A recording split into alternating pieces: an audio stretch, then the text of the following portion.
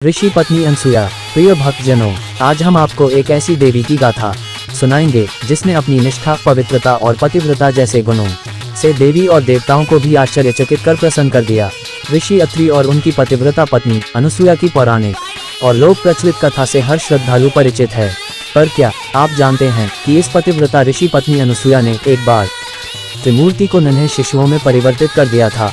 तो आइए जानते हैं कि आखिर क्यों पतिव्रता अनसुया ने त्रिदेव को नन्हे शिशुओं में बदल दिया था।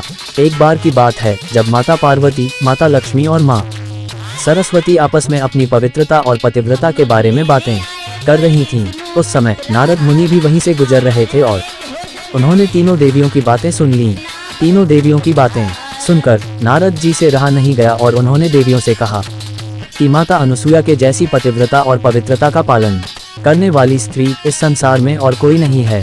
यह सुनकर तीनों देवियों के मन में ऋषि पत्नी अनसुया के लिए ईर्ष्या पैदा हो गई और उन्होंने अपने अपने पतियों से आग्रह किया कि वे माता अनसुया की पवित्रता खंडित करें।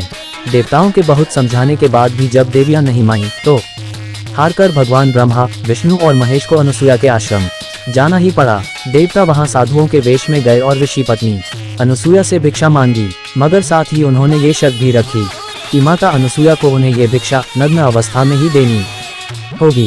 पहले तो माता अनसुया घबरा गईं, पर उन्होंने अपनी दिव्य शक्ति से ये जान लिया कि त्रिमूर्ति उनकी परीक्षा लेने आए हैं। तब माता अनसुया ने अपनी दिव्य शक्तियों का इस्तेमाल कर देवताओं को नन्हे शिशुओं में बदल दिया और फिर मातृत्व भाव के साथ स्तनपान कराया और उन्हें खाना भी खिलाया।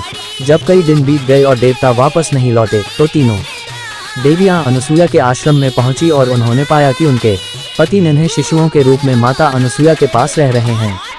तब तीनों देवियों ने माता अनसुया से उनके पतियों को पुनः उनके असली रूप में लाने का आग्रह किया और क्षमा याचना के साथ ये भी बताया कि उन्होंने ही अपने पतियों को उनकी पवित्रता की परीक्षा लेने के लिए मजबूर किया था।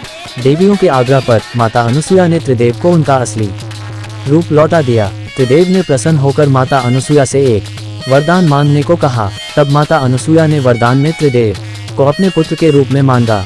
वरदान स्वरूप ऋषि दुर्वासा का जन्म हुआ, जो ब्रह्मा, विष्णु और महेश का ही रूप हैं।